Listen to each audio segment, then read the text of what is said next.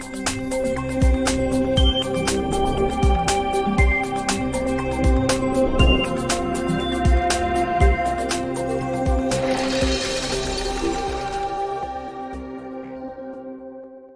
जी, नमस्कार, सुस्वागतम, वेलकम, अभिनंदन। मैं हूं डॉक्टर वाई राखी। कैसे हैं आप लोग? आप लोगों का स्वागत अभिनंदन है आपके अपने यूट्यूब चैनल पर। हाँ जी, सोनियो की हालचाल? ओए होए, जिंदगी आराम से गुजरे, खुशियों से गुजरे। पहुंच गए हम 14 मार्च पर, सूर्य संक्रांति। 14 मार्च सूर्य संक्रांति। देखिए, जैसे मकर संक्रांति होती है, सूर्य का राशि परिवर्तन, उसे संक्रांति बोला जाता है। लेकिन हमने बचपन से सिर्फ मकर संक्रांति के बारे में इतना सुना है कि बाकी सब संक्रांतियों को हमने ध्यान ही नहीं दिया। ये हमने किया है, हमारे बुजुर्गों ने नहीं किया। लेकिन सबसे पहले बिलीव इन कर्मा।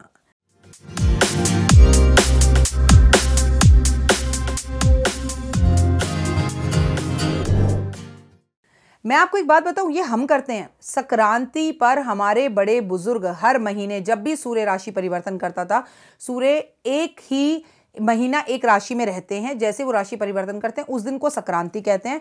और उस दिन दान पुण्य का विशेषकर महत्व है। तो हमारे बड़े बुजुर्ग बहुत दान पुण्य किया करते थे, लेकिन अब हम नहीं करते। लेकिन क्योंकि इस 14 मार्च की सूर्य संक्रांति का विशेष महत्व इसलिए क्योंकि कुंभ चल रहा है और इस दिन स्नान है। संक्रांति का मतलब होता है सूर्य का राशि परिवर्तन। इस दिन स्नान, दान, हवन करना बहुत उत्तम रहता है। जिस तरह आप मकर संक्रांति पर दान पुण्य करते हैं, इसी तरह से इस संक्रांति पर भी आपको आटे का दान, गुड़ का दान, चावल का दान, अन्न का दान, कपड़ों का दान, वस्त्र का दान करना चाहिए। संक्रांति पर विशेषकर सूर्य की पूजा करनी चाहिए। अगर आप हर रोज सूर्य नमस्कार प्रणाम नहीं करते तो संक्रांति पर तो जरूर करें। सूर्य सुबह जब निकलते हैं तो अब गर्मियां हैं, जल्दी निकलते हैं। खासकर मकर और कुंभ राशि को तो संक्रांति स्नान करना चाहिए, जल्दी उठना चाहिए। हो सके तो गंगा स्नान जरूर कर आना चाहिए। आपको बता दूं, संक्रांति पर दान करना और बहुत ज़्यादा ज़रूरी हो जाता है। गाय की रोटी ज़रूर बनाएं, पंडित जी को आप अपने घर में बुलाकर भोजन दें। दान की भी एक विशेष बात मैं आपको बता दूँ, अगर हम ब्राह्मण को, किसी गरीब को उसके घर जाकर दान देते हैं तो वो उत्तम होता है। अगर हम उसे अपने घर बुलाकर देते हैं तो मध्यम होता है। और अगर हम उसे सुनाकर, बदतमीजी कर देते हैं तो वो बिल्कुल क्षीण हो जाता है। सुनाकर, अरे हमने तो इसे ये दिया, हमने तो इसे वो दिया, अच्छा पंडित जी आजा, बड़े अच्छे लग रहे, कुर्ता बहुत प्यारा है आपका, मैंने ही तो दिया था इन्हें। जो इस तरह के चीज़ों को याद रखते हैं वो निल बटा निल होते हैं, जीरो होते हैं। कितने अच्छे थे ना हमारे बुजुर्ग, कितने समझदार थे। उन्हें पता था कि हम आगे आगे जाकर फ़ोन, इंटरनेट, इन चीज़ों के अंदर इतना घुस जाएंगे कि हम अपने सामाजिक तौर पर चीज़ों को भूल जाएंगे। भले ही आज आपका बच्चा 1 साल का हो, भले ही आपका बच्चा 16 साल का हो, लेकिन अगर आपसे मैं कहूँ कुछ चीज़ों पर दान करना, अमावस पर दान करना, संक्रांत पर दान करना, पूर्णमासी पर दान करना, एकादशी पर दान करना, आप अगर ये 4-5 दान ही महीने के कर लें ज़रूरतमंद को, मैं ये नहीं कह रही कि अपना घर लुटा दो। 1 कटोरी आटा, 1 कटोरी दाल, 1 कटोरी चावल हमारे यहाँ पर दान होती थी। याद है जब हम छोटे से हुआ करते थे, एक बड़ी सी गाय सुंदर सा सच कर आती थी, उसे भैया लेकर आते थे। फिर वो ऐसे ऐसे कर कर हाँ और ना में हमारे सवालों के जवाब देती थी। हम लोग एक गोला बनाकर खड़े हो जाते थे और उस गोले पर सब लोग जो है उनको, बाबा को सामान देते थे। उनके बड़े थैले होते थे, आटे में आटा डाल देते थे, चावल में चावल डाल देते थे, चीनी में चीनी डाल देते थे। मैं आपको बता रही हूँ, जिनका मन हो दान करने का वो 1-1 कटोरी भी कर सकते हैं। लेकिन आज ऐसा होता है क्या? आज ऐसा बिल्कुल नहीं होता। हम कोई दान पुण्य नहीं करते, हम कोई अच्छे काम नहीं करते। लेकिन मुझे याद है कि बचपन में जब वो गाय आती थी तो सब खड़े हो जाते थे। फिर वो गाय किसी को जाकर टच करती थी, गाय को सब टच करते थे, फिर गाय आशीर्वाद देती थी। फिर उसमें से किसी एक को जब गाय छूती थी, जिसको भी गाय पॉजिटिव समझती थी, और फिर उससे पंडित जी कहते थे ये गाय का आशीर्वाद तुम्हें मिल गया है, पूछो बच्चा तुम्हें क्या सवाल पूछना है। तो आपको और हमको कितना मजा आता था। मेरा कहने का मतलब सिर्फ इतना है कि बड़ी बड़ी चीजों से दान नहीं किया जाता कि महल अटारे बना दो किसी को आप एसी, फ्रिज, कूलर, टीवी दिला दो। अगर मन में भावना है कि कुछ करना है और मैं करना चाहता हूं, तो आप पूरे दिन में किसी के चेहरे पर केवल मुस्कान भी ला सकते हैं, किसी की तारीफ भी कर सकते हैं, किसी को कॉम्प्लीमेंट भी दे सकते हैं, अपने बड़ों के पैर भी छू सकते हैं। और आप बड़े, जब बच्चे आपके पैर छुएं तो उन्हें आशीर्वाद जरूर दें। कितने बड़े आज देते हैं। मैं कह रही हूँ बच्चे तो बच्चे निकम्मे हैं, लेकिन बाप रे बाप, बच्चे तो बच्चे और बड़े तो बड़े, बाप रे बाप। आप बड़े भी कम नहीं हैं। कोई भी बड़ा आज की तारीख में हाथ उठाकर आशीर्वाद नहीं देता।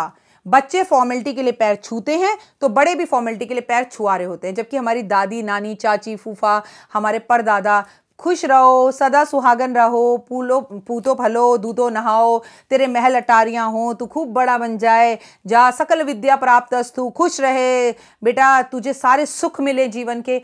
मेरे को लगता है कि हम तो बिगड़ ही गए हैं, पर हमारे बुजुर्ग भी बिगड़ गए हैं। अब तो वो ये आशीर्वाद देते ही नहीं है, इस विषय में बात ही नहीं करते। लेकिन आप अपने आप को बदलकर चीजों को बदल सकते हैं। संक्रांत पर सूर्य की चीजों का दान करने से सरकारी नौकरी के भी खास पास आ जाते हैं।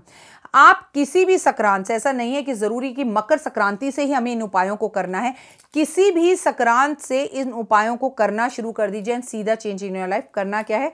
सबसे पहली बात, सुबह जल्दी उठो, नहाओ धो, सूर्य देव को प्रणाम करो, सूर्य आदित्य स्तोत्र पढ़ो, ओम सूर्य नमः पढ़ो, ओम आदित्याय नमः पढ़ो, सूर्य के दर्शन करो और सूर्य के पास खड़े खड़े ही घूम घूम कर अपने 3 परिक्रमाएं लगाओ। इससे आपका सूर्य अच्छा होगा। सूर्य सभी ग्रहों को जान देने वाला है। एक पिता अगर घर के अंदर मजबूत स्थिति में हो तो क्या उसके बेटों को डरने की जरूरत है? उसके बेटे किसी भी चीज से नहीं डरते, क्योंकि उसे पता है हमारे पिता हैं, हमें बचा लेंगे। तो उसी तरह से अगर आपका कुंडली के अंदर सूर्य अच्छा हो जाए तो बाकी किसी भी ग्रह से आपको डरने की या घबराने की जरूरत नहीं है, क्योंकि ऑटोमेटिकली आपके बाकी सब ग्रह अच्छे हो जाएंगे। तो महीने की संक्रांत पर दान पुण्य, सूर्य नमस्कार, सूर्य की उपासना करना, अपने पिता के पैर छूना, पिता को आशीर्वाद देना, पिता से आशीर्वाद लेना और पिता को यह कहना, पापा यू आर द ग्रेट। जब आप अपने पापा के चेहरे पर मुस्कान लाते हैं और उन्हें कहते हैं, पापा जैसी भी स्थितियां हो, आपने हमें ना किसी भी चीज की कभी कोई कमी नहीं रखी है, आपसे अच्छा पिता हमने नहीं देखा, यही पिता के लिए आशीर्वाद होता है। अपने बच्चों से ना तारीफ सुनने का जो स्वाद है ना, ओए होए क्या ही बताऊं मैं आपको, मतलब उसमें जो सुख है ना, ये एक पिता ही जान सकता है। माँ ना 10 बार दिन में बच्चे को कह देती है मैं तुझे बहुत प्यार करती हूँ, बच्चे भी माँ के साथ थोड़े थोड़े चिपके रहते हैं, लेकिन पिता कभी अपने बच्चे को ये नहीं कह पाता कि मैं तेरे साथ हूँ, लेकिन एक्चुअली वो अपनी पत्नी से भी ज्यादा अपने बच्चों को प्यार करता है। लेकिन वो सिर्फ दिखा सकता है, केयर कर सकता है, लेकिन मुंह से नहीं बोलता। आपके पापा तो ये बात नहीं बोल सकते, लेकिन 10 लोगों के बीच में खड़े होकर क्या आपने अपने पापा की कभी तारीफ करी है? और मैं यहाँ पापा के साथ साथ फादर इन लॉ को भी बोलूंगी, क्योंकि आपके पिता हैं, लेकिन फादर इन लॉ जो कानून के हिसाब से आपके पिता बने हैं, वो भी आपके जीवन में एक विशेष महत्व रखते हैं। तो अगर आपको अपना सूर्य अच्छा करना है तो अपने फादर इन लॉ को और अपने पिता को हमेशा सम्मान दीजिए आप, क्योंकि हम जो देते हैं हमें रिटर्न में वही मिलता है। अपना और अपनों का ध्यान रखिएगा। मेरी वीडियोस आपको कैसी लग रही हैं जरूर बताइएगा। मुझे फेसबुक पेज पर भी जरूर कवर कीजिएगा, मुझे वहां फॉलो कीजिएगा। मस्त और बिंदास रहिएगा और आप हमारे इस चैनल को लगातार देखते रहिएगा। 5 मिनट स्टोरीज पर जाकर मजेदार कहानियों को भी जरूर सुनिएगा।